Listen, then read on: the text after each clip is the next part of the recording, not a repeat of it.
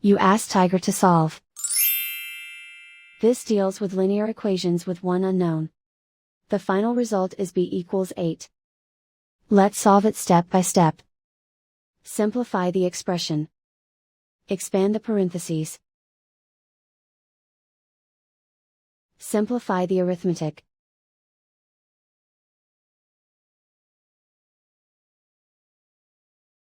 Swap sides.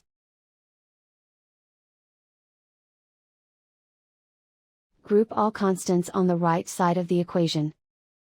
Add 21 to both sides. Simplify the arithmetic.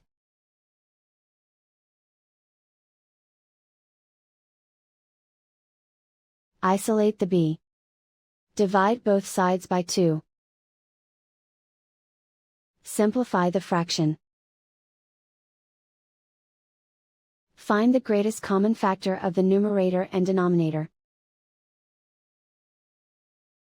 Factor out and cancel the greatest common factor.